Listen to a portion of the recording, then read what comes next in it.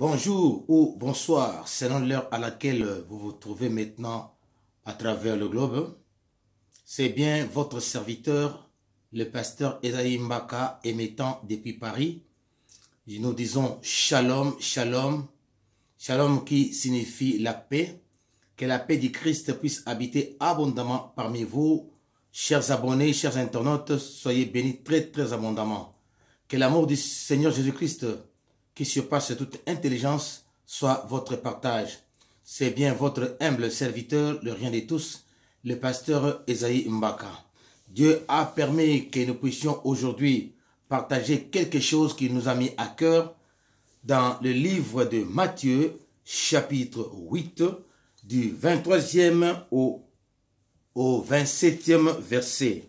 Matthieu, chapitre 8, du 23e au 27e verset, nous lisons par la grâce de Dieu et en son nom. La Bible dit, « Il monta dans la barque et ses disciples le suivirent. Et voici, il s'éleva sur la mer, une si grande tempête que la barque était couverte de flots, et lui, il dormait. Ses disciples s'étant approchés le réveillèrent et dit, « Seigneur, sauve-nous, nous périssons. » Il leur dit, « Pourquoi avez-vous peur, gens de peu de foi ?» Alors il s'éleva, menaçant les vents et la mer. Il y eut un grand calme.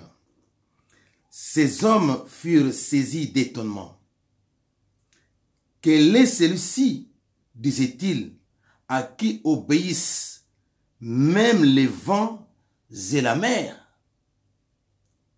Bien-aimés dans le Seigneur, nous bénissons cette parole. Nous voulons parler la foi. La foi, c'est la paix dans la tempête. Tel est notre thème de ce jour. La foi, c'est la paix dans la tempête.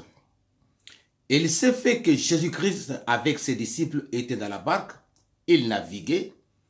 Mais il y a eu un mauvais temps où le vent s'est fortement élevé. Alors les disciples avaient eu peur. Ils sont allés réveiller le Seigneur. Celui-ci menaça les eaux et le vent.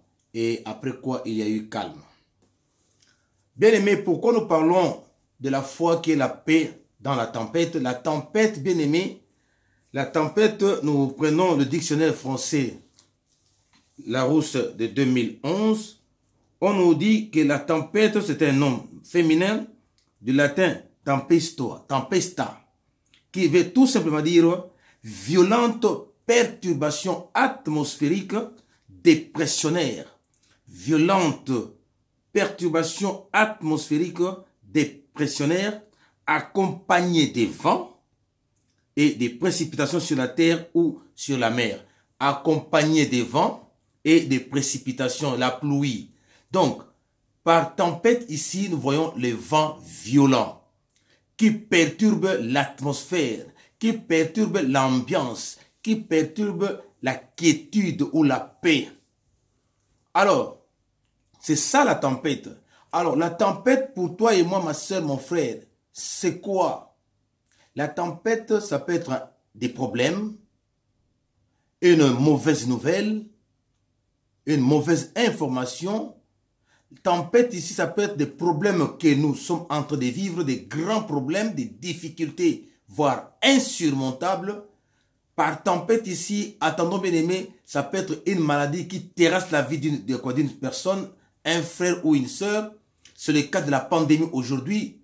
Ça sème la tempête, ça détruit l'atmosphère, ça détruit l'ambiance de la planète. Donc toute la planète est concernée, toute la planète est dans la désolation, dans la débandade.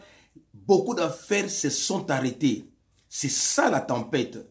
La tempête ici, ça peut être l'hostilité des personnes qui se lèvent contre vous, peut-être sans cause. Par tempête ici, nous pouvons aussi attendre les oppressions démoniaques, sataniques ou diaboliques dans la vie d'une personne. La présence maléfique et des destructions qui viennent perturber la vie d'une personne, d'un homme ou d'une femme. Par tempête ici, attendez aussi, bien aimé, la persécution qu'on peut subir de la part des hommes ou des frères ou des sœurs au travail, au boulot. Par tempête ici, entendez, bien aimé, j'avais la quiétude, mais on vient me détruire, on vient perturber ma vie de couple. Par tempête ici, entendez aussi, bien aimé, les bruits, les rumeurs qui circulent contre toi, contre moi, contre nous. C'est ça la tempête. Ça vient ôter la quiétude. C'est pourquoi les Français ils ont dit, par tempête, violente perturbation atmosphérique. Violente perturbation. J'étais dans la paix, j'étais dans le calme, j'ai servi mon Dieu. Voilà que la tempête s'est élevée. Voilà que l'opposition ou l'hostilité s'est élevée contre moi, contre les serviteurs de Dieu, contre la servante de Dieu, contre l'Église, contre une famille. Bien-aimés, il y a eu des tempêtes, il y en aura. Les tempêtes vont s'élever contre nous. Mais quelle serait notre attitude vis-à-vis de la tempête? Je prends un exemple biblique. Jonas, dans le livre de Jonas, chapitre 1er. Jonas fuyait la présence de Dieu. Il est allé payer le billet pour s'embarquer dans un navire. Il a payé son transport. Il est allé se cacher. En y allant, le bateau commençait déjà à naviguer et il y eut la tempête. L'équipage, les passagers, tous étaient dans l'épouvante. Tous étaient perturbés à cause de la tempête. Mais voilà que Jonas était quelque part dans un coin caché, calme. C'est vrai qu'il avait fui la présence de Dieu. Mais puisque Dieu était en lui, eh bien, tout ce qui était dans la cargaison était dans la confusion, dans la débandade à cause justement de la tempête. Mais il était calme. Voilà l'attitude qu'on peut avoir. C'est comme notre Seigneur Jésus-Christ. Il dormait, il était dans la paix. Mais la tempête s'est élevée. Voilà, les disciples étaient dans la débandade, dans la confusion la plus totale. Et pourtant, Christ, le maître des temps et des circonstances, était là. Christ, le créateur des eaux, le créateur même des vents, il était là. L'eau ne pouvait même pas le submerger parce que l'eau reconnaissait en lui son créateur. Mais voilà, les disciples de Christ étaient perturbés à cause de la tempête. Ma soeur, mon frère, la tempête pourra arriver. Une mauvaise nouvelle pourrait arriver. L'opposition peut surgir comme ça parfois sans rien faire, sans cause. Vous n'avez rien fait de mal. Mais voilà que des personnes se sont élevées contre vous. Quelle serait votre attitude? Dieu me dit de te dire, ma soeur, mon frère, d'être dans la paix, d'être calme. Chaque chose a un début et une fin. La Bible dit, Jésus et les disciples étaient dans la barque. La barque ici, ça peut être ton corps. Ça peut être ta vie de couple, ta maison. Barque ici, ça peut être ton travail. La barque ici, ça peut aussi être ta vie de prière. La barque ici, ça peut être, bien aimé, l'environnement dans lequel tu évolues. Mais que voilà, la tempête s'est élevée. La tempête pour un homme, ça peut être une maladie. Ça peut être une crise financière. Les comptes bancaires sont au rouge. Je dirais même en dessous de zéro, c'est-à-dire dans les découvertes. Parfois même d'une grande profondeur. Et on peut être aussi perturbé comme ça. Des factures à gauche et à droite qu'on n'a pas encore honorées. Ce sont les tempêtes. Il y a un homme aussi dans la Bible qui avait connu une tempête en la personne de Job. Très souvent, on a l'habitude de citer le nom de Job. Mais si jamais on endurait ce que Job avait connu, eh bien, beaucoup allaient abandonner même la foi. Par tempête ici, bien aimé, pour Job, il avait perdu les champs qui étaient brûlés, les enfants décédés. Le même jour, il y a eu les bêtes qui étaient aussi décédées, donc calcinées. À tel point que Job était devenu malade. Mais Job gardait toujours la foi, gardait le calme, il croyait en son Dieu. Nous avons dit que la foi, c'est la paix dans la tempête, dans les tourments, dans les difficultés, dans les moments difficiles, dans les circonstances difficiles, dans les situations difficiles. C'est cette paix intérieure-là que Dieu nous demande. À telle enseigne que la femme de Job s'est même levée. Voilà encore une autre tempête. S'est encore levée pour mortifier Job pendant qu'il était déjà dans les tourments, dans les problèmes. Il dit, mais maudit Dieu meurt. Pourquoi encore résister encore avec lui? Pourquoi garder encore la foi? Mais Job était calme. Job s'est dit, tu n'es qu'un insensé. Tu ne comprends pas ce qui se passe. Et la Bible dit, Dieu avait témoigné la foi de Job à tel point que Job était rétabli au double de ce qu'il avait avant. Pourquoi? Le calme. La barque, si j'ai dit c'était ta vie, il peut y avoir de la maladie. Et j'ai dit à un frère ou à une soeur, la maladie que tu es en train d'endurer ne t'entraînerait pas à la mort. Tout ce qui se lève contre toi sur les tempêtes, bien-aimés, ça va cesser. Que ça ne trouble pas ton cœur. La Bible dit dans Jean 14, verset 1er, et puis le verset 14, verset 27, plutôt, la Bible dit, la paix que Dieu donne, la paix que Christ donne, c'est une paix non pas comme le monde donne. Et quand il donne la paix, vous allez bien vivre cette paix. C'est pourquoi vous devez avoir la paix. Calmez-vous, bien-aimés. C'est ça la foi. Faire confiance à l'Éternel. La Bible dit dans le livre d'Ésaïe 59, j'aime ce verset, Ésaïe 59, verset 19, la Bible dit, même si l'ennemi vient comme un fleuve, le Saint-Esprit de Dieu le repoussera. Les vagues de l'océan, vagues de la mer ou des fleuves, même s'il y aura beaucoup de problèmes, la Bible dit, le Saint-Esprit les repoussera. Le Saint-Esprit va les refouler. Parce que le Saint-Esprit, c'est Jésus-Christ, c'est le même. Comme Christ est dans ta vie, comme Christ est dans ton couple, comme Christ est dans tes affaires, comme Christ est dans ta vie spirituelle, dans ton ministère, les vents vont se lever, les tempêtes vont se lever, mais toi, garde ton calme, sois en paix. S'il faut même dormir, dors en paix comme Christ. Parce que Christ qui est en toi, lui qui est le créateur de toutes choses, il va calmer toutes ces situations. Il va apaiser toutes ces situations. Et c'est le temps maintenant que Christ s'est élevé pour apaiser toute forme de tempête que tu es en train de vivre, ma soeur, de vivre, mon frère. L'atmosphère, l'ambiance était bonne. Belle atmosphère. Mais voilà que la tempête s'est élevée.